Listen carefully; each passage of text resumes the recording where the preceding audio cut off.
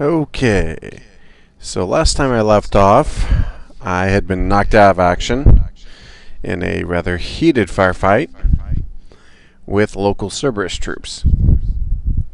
So we're picking right back up at the same spot, and it should be right near where we got taken out. Yep, there we are. And I did try to switch up my tactics a little bit. Ooh, I wonder if any of those went in the rear. Incoming warp. And if you really want to, you could actually just hang back and use biotics a lot on this. But it is a slow process.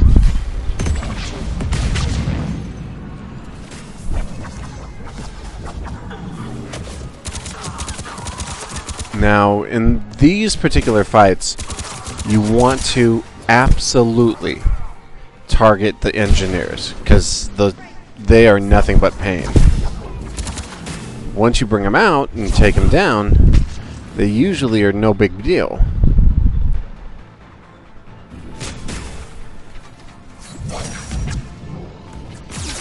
But you can expect that the turrets are going to give you nothing but trouble if you don't take care of them.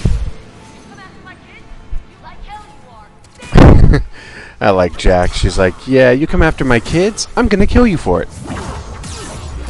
As I said, it was a huge shock to see her go from, you know, the psycho lunatic she was in the last game to being a nearly representable human being. Minus the insane tattoo deal, but, you know, part of her charm. Now, that being said, I did like that, you know, they had her in the game. I did not like that she wasn't recruitable. I think one of the reasons why is that I think it's way too difficult to write that much dialogue for that many characters. And anybody who played the second game, or even the first game, knows that your characters have just insane amounts of dialogue that they spew back and forth at each other, depending upon the circumstances and the situation and what's going on. I mean, you can find dozens of different statements and all kinds of weird stuff. That's right, shoot into the wall. I'm just going to sit here all day, and I'm going to completely and utterly destroy you. Alright, can we leave? Are we done? Good, let's get out of here. Cover. Again with the freaking turrets.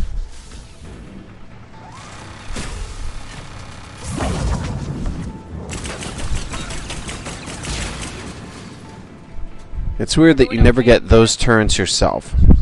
At least not that I'm aware of. The turrets I've seen the engineering class use are smaller, more maneuverable, pretty effective, but just not to the same degree. Alright, Cerberus shuttles, time to evacuate. And coming up is one of my favorite scenes in the game. Because you get to meet a character from Project Overlord, and if you did the right thing, or at least what I think is the right thing, he remembers you for it, which is a beautiful scene. Okay, and this door is taking a little bit too long to open. But basically, at the end of Project Overlord, you had a choice with the main antagonist about what to do to help him. And if you helped, you know, get him help, get him to someplace safe, he wound up on Grissom Academy. And in a moment, you'll get to have a reunion with him. I'll make sure the audio's turned up so you can hear it.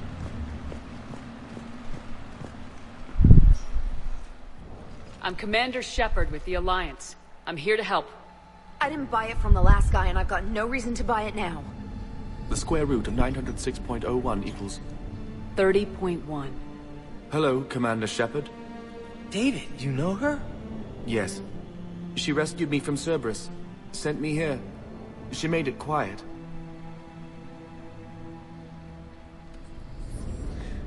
did a great job keeping yourself safe. The biotic students are up there. Stay close. They'll get you out of here. Okay. Thanks.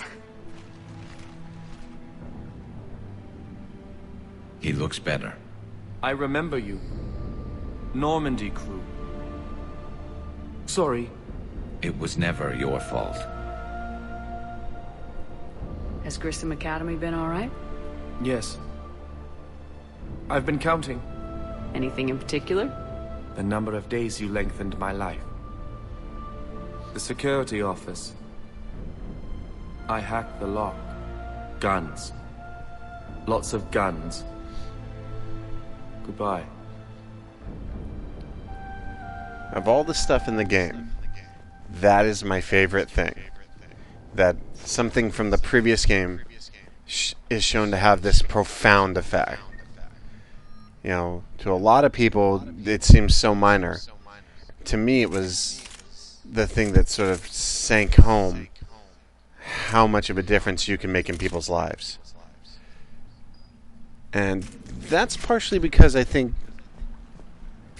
anyone who played Overlord understands, I'm sure, but it was strange because Project Overlord was the only DLC I felt where the emotional impact was much more personal rather than general.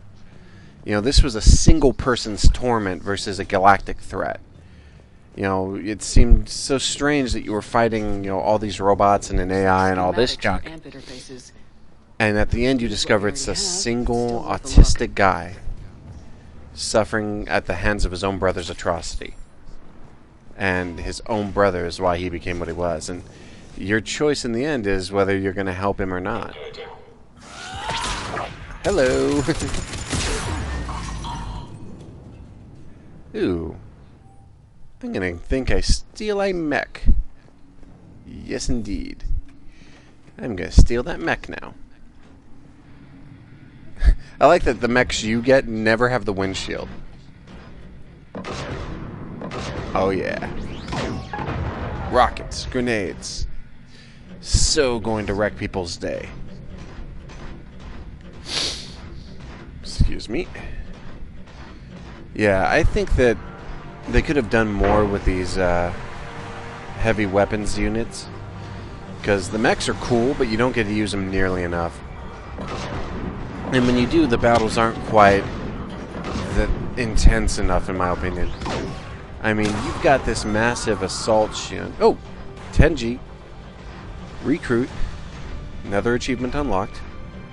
But you've got this massive assault mech. And yet, most of the fights you get, you're rarely challenged. Oh!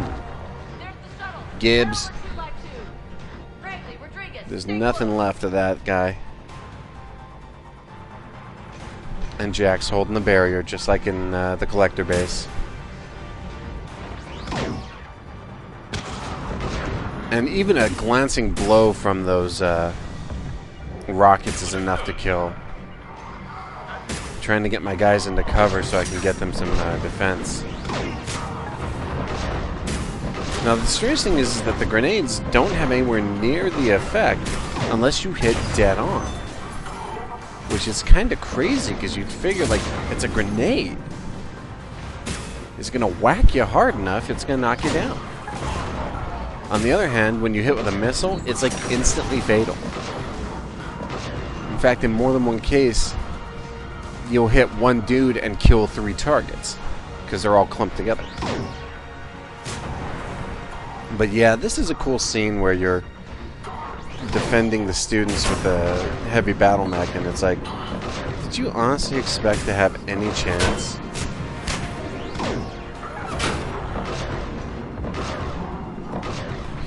It's like, I have a shield. Yeah, it doesn't matter. I have a giant battle mech. You know, it's funny, I noted something is that not only do you get to pilot a battle mech type suit in this game, but it's named the Atlas, which in the Battletech universe, for those of you who are familiar with it, the Atlas is a 100-ton behemoth of a battle unit. It's one of the largest mechs in existence, and it more or less has enough firepower to slag a city. alone without any help. And in this game, the Atlas is this heavy, single-person assault vehicle, which can do tremendous damage to a large group of bad guys. It even has what is essentially an autocannon and a missile launcher. But it's a single-shot autocannon and a single rocket launcher as opposed to a rapid-fire machine cannon and a rocket-propelled assault unit that fires a dozen rockets at a time, whatever the number was. I haven't played Battletech in years. I remember the Atlas had like lasers and guns and explosives and just so much firepower, it was kind of absurd. Which I guess makes it... Oh, I just realized that guy was hanging there when I vaped him. It's like, dude, cut your line. Hi, guys. Bye, guys. Oh, and we have another mech coming in to join the party. And it's dead.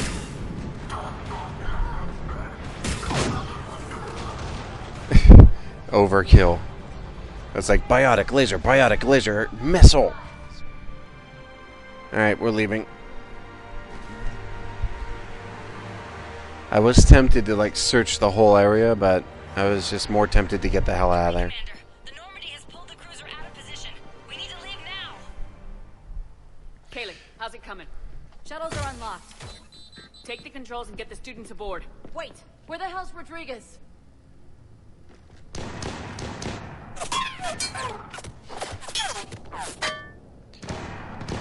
She needs covering fire. She needs more than that. You do not screw with Jack. She wants you dead. You will not stop her.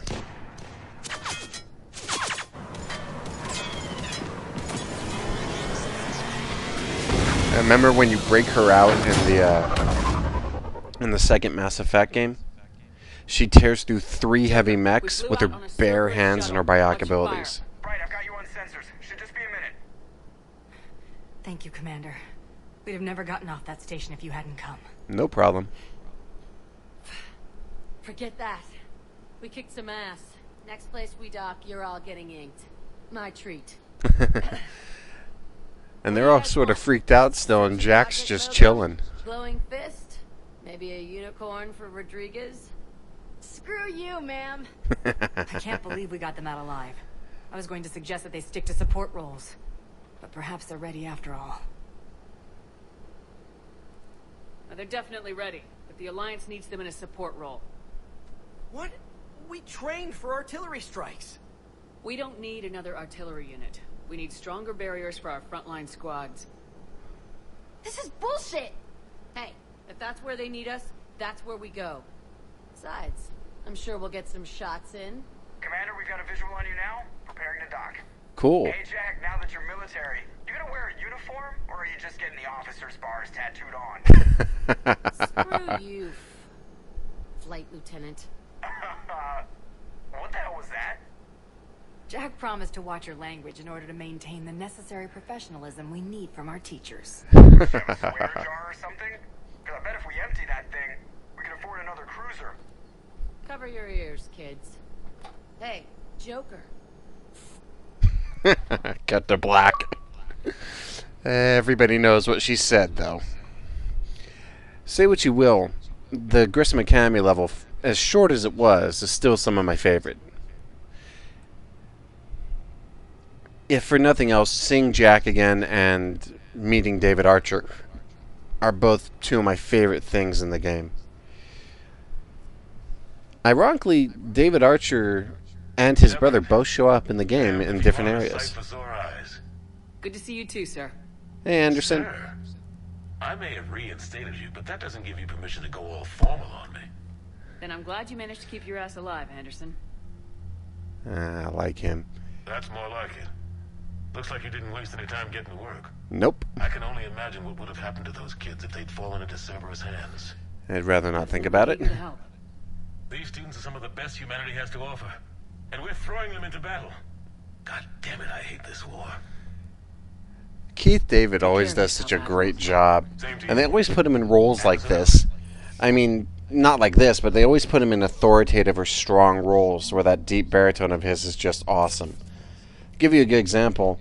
He's in the Final Fantasy Dissidia game as chaos itself. It's like so insanely awesome. And I think he does such good work as Anderson because he gives a real human heart to the character. So I've got Hanar and Drell. And as you'll notice, every time I come back here, I've got just a little bit more and a little bit more and a little bit more getting towards that blue line. Ironically, though, I discovered that's fairly easy, even without playing the multiplayer, to max that line out. Jack is now a war asset. Rather than being a member of your crew, she actually goes to help the kids she trained, which is cool. I can understand that. And then we've got Alliance 5th Fleet, we've got Kasumi, we got all kinds of stuff hiding. And you can actually acquire a lot of stuff throughout the game just by scanning for it, but it takes time. Alliance Frigate, Earth, Eden Prime support.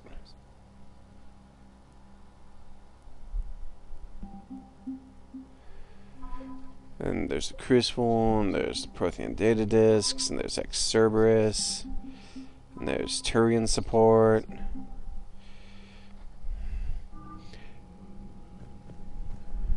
Yes, Commander? That's all.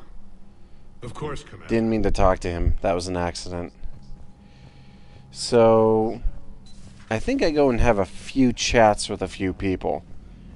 And eventually we're going to have a rundown in a meeting with Solarian, Turian, and Krogan representatives.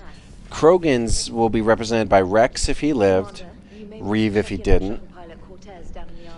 The Solarians are represented by Adalatros, which don't really know a heck of a lot about her. And then Primarch Victus, of course, represents the Turians. Spectre status confirmed. Really? As opposed to me just beating it out of the freaking council. Honestly, I'm surprised that's not an option, because, man, that would have been satisfying. It's like, you're going to give me my Spectre status, or I'm going to leave all of you a bloody pulp. Alright, so we head down to the Shell Bay to do some serious shopping. This is a cool thing in that if you don't want to go back to the Citadel, blech, I can't get my words out today. Well, if you can't get back to the Citadel, you can actually buy like 80% of that stuff here. And this is one of the things where I thought BioWare did something really cool with this, where, you know, they treat this character who is openly and admittedly gay without any form of sacrimony, without any form of insult, without any type of special treatment. Commander. They treat him like a real human being, which, let's be honest, in the game industry, well, not so much the industry itself, but the community, that's not a common thing. It's true the industry doesn't do much with gay characters either, but, I mean, it's nice to see them being a little bit more open-minded. Granted, I usually play both sides of the aisle when it comes to my characters, but all my characters are played straight. Or, with the rare exception, with Liara, I've always gone with that pairing simply because that's awesome. But with other ones, I've paired up with either Garrus when I play a female. I've also done Tali and Jack with males. And at one point, I think I did... I actually did do what's-her-face Miranda at one point, and I did Ashley in the original Mass Effect, but those are more just me messing around with stuff than anything else. To be honest, I've never felt as alone as I do right now. You're not alone, Steve. I'm here. Anytime you need me. I appreciate that, Shepard, I really do. But don't worry, Commander. When I'm in that pilot seat, I'm there. Now, that being said, I won't fail you. the Mass Effect series, and also the Dragon Age series, which is a offshoot of Mass Effect, It's essentially Mass Effect in the fantasy setting. What I like about them is that you can really see the sort of intelligence and thought they put behind their world.